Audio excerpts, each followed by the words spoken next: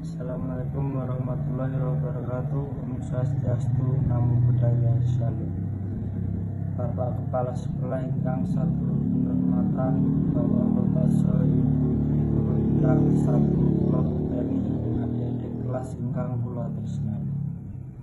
Puji syukur tansah katur dumanunggalani Maha Esa ingkang sampun paring kanugrahan rahmat serta hidayah dumateng kita sedaya. Semahing wekdal menika saged kempal manunggal kanthi wilujeng nir ing sambekala. Kadang kula kelas 7 ngantos kelas 9 ingkang kula tresnani, sekedhap malih kula sekanca kelas 9 badhe nelarake pawiyatan SMP 1 Ganusari punika.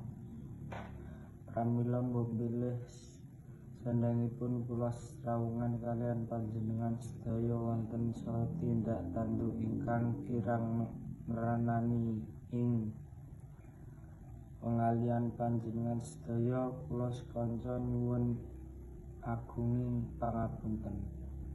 Awratan saterusipun kula pepisah nilarake pawiyatan punika, nilarake adik-adik kelas kula ingkang sampun kula anggep kados dene sedherek piyambak.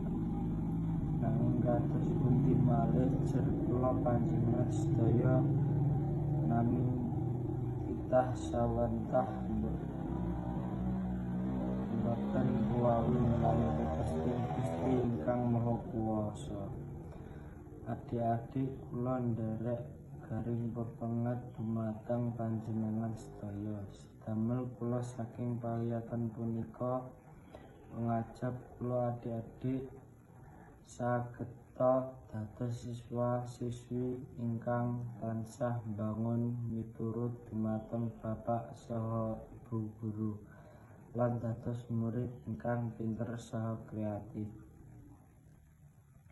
Adik-adik ingkang kula tresnani, kula tansah njurung donga lan pamuji mugi-mugi ingkang tansah wonten ing pawiyatan mriki tansah pikantuk pangayoman swanten. Ugi kula nyuwun donga saha pangestu mugi-mugi sekanca saged nglajeni wonten ing pawiyatan ingkang langkung inggil.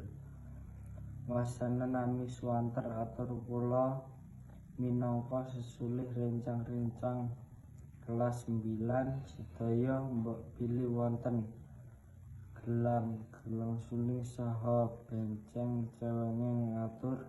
Kula tansah nyuwun lumunturing samudra sing pangasami.